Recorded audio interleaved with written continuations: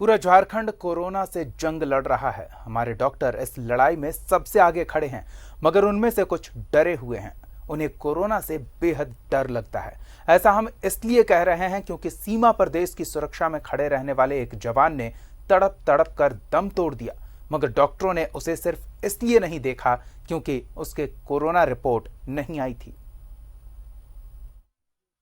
सांसें स्वास्थ्य व्यवस्था की है, तस्वीरें झूठ नहीं बोलती।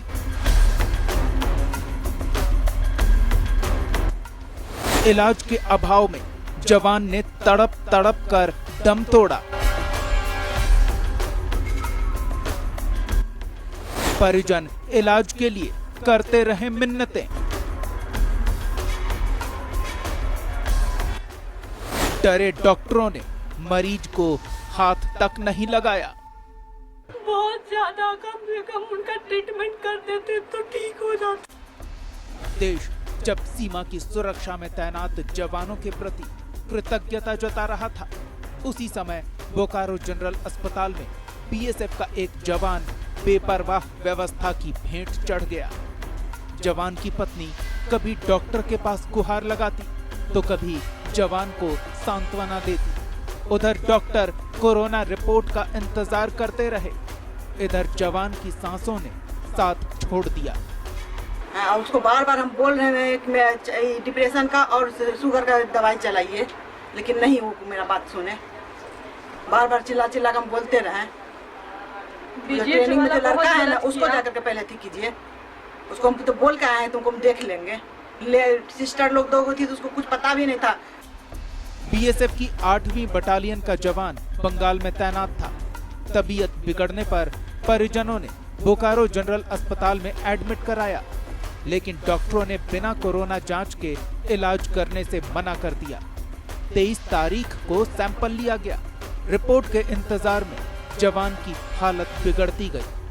परिजन रिपोर्ट आने तक कम से कम ब्लड शुगर और बीपी जांच कर दवा देने की गुहार लगाते रहे, लेकिन अस्पताल में ये सुविधा भी नहीं मिली। और बोला गया कि जब तक कि कोरोना का रिपोर्ट नहीं आता है तब तक हम जो है दूसरा वार्ड नहीं शिफ्ट कर सकते हैं। तबीयत उसकी काफ़ी ख़राब थी।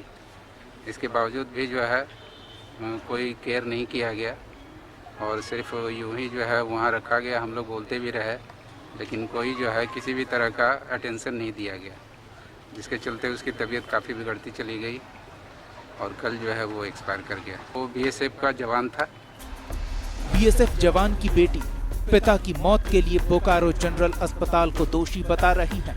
साथ ही कोरोना जांच रिपोर्ट देने में हुई देरी पर भी सवाल खड़े कर रही है। उनको मतलब ट्रीटमेंट नहीं किया गया और रिपोर्ट देने में भी बहुत लेट किया गया है। हम लोग अभी तक कोई रिपोर्ट नहीं मिला है। हम लोग बहुत को बोले, बहुत कोशिश किए, लेकिन कोई मतलब डॉक्टर ना आए देखने के लिए, ना चेकअप करने के लिए। बहुत ज्यादा कम से कम उनका ट्रीटमेंट कर देते तो ठीक हो जाता। कोरोना गाइडलाइन अपनी जगह है, लेकिन जो रिपोर्ट अधिकतम 48 घंटे में मिलना था, उसमें हुई देरी पूरे सिस्टम पर सवाल खड़े करती है। संक्रमण से बचने के लिए अस्पताल स्टाफ को पीपीई किट दिया गया है। अगर डर को दूर कर डॉक्टर थोड़ी भी संवेदना दिखाते और प्राथमिक उपचार मुहैया कराते तो शायद जवान बच जाता। बोकारो से न्यूज़ 11 भारत के लिए सुरेंद्र प्रसाद की रिपोर्ट।